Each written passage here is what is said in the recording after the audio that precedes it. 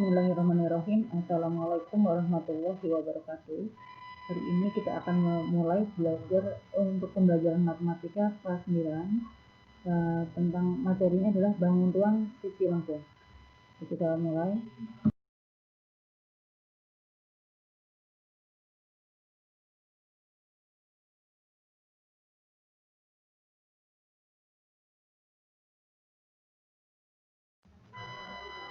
Hari ini kita akan membahas tentang kerucut.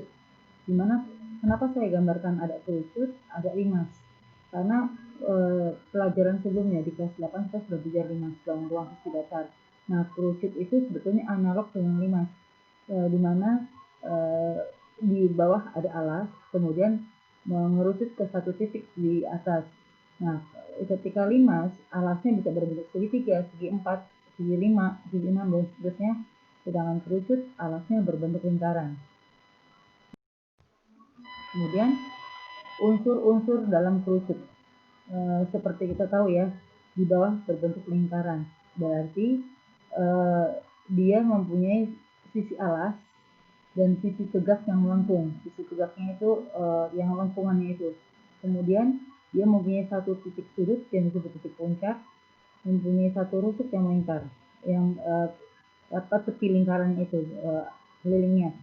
Nah, kemudian di lingkaran itu di bawah ada jari-jari, yaitu dari titik pusat ke tepi lingkarannya, ini jari-jari atau radius.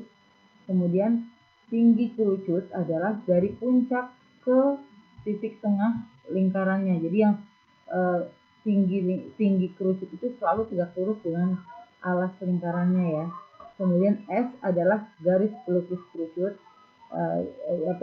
yang menghubungkan di gambar ini adalah P ke A dan P ke B itu adalah garis pelukis. Kemudian T besar ini adalah titik puncak kerucut. Kemudian jaring-jaring kerucut. Kalau kerucut itu kita belah, kita buka, maka bentuknya akan seperti ini.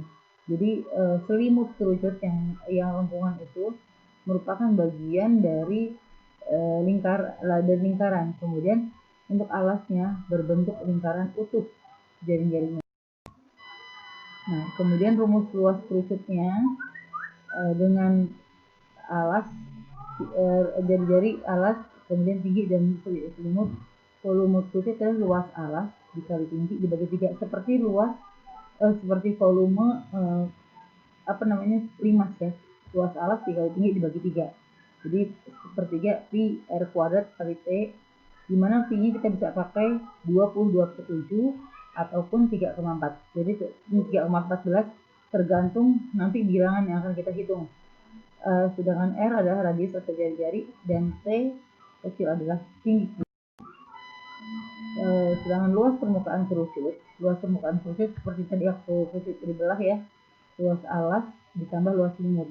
Luas alas karena berbentuk lingkaran berarti pi r kuadrat, kemudian luas selimutnya pi rs. Nilai S bisa kita dapatkan dengan menggunakan rumus Pythagoras dari hubungannya dengan jari-jari dan tinggi kerucut. Boleh juga dituliskan PR-nya itu sama PR dalam kurung R tambah S. Contoh soal, hitunglah volume dan luas permukaan kerucut dengan jari-jari 7 dan tinggi 24 cm. Jadi volumenya kita bisa sepertiga pi r kuadrat T. Itu kita dapat 1232 cm kubik satuan volume ya.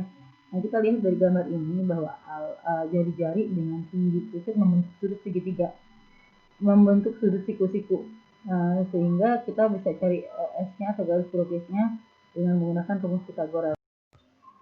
Jadi ini masih soal yang sama lanjutannya. Berarti untuk menghitung luas permukaan kerucut, kita cari dulu panjang garis pelukisnya dengan cara pakai Pythagoras. S itu akar dari R kuadrat tambah T kuadrat. Kita dapatkan panjang S atau garis pelukis adalah 25 cm. Sehingga perhitungan luas permukaannya pi r kuadrat ditambah pi rs.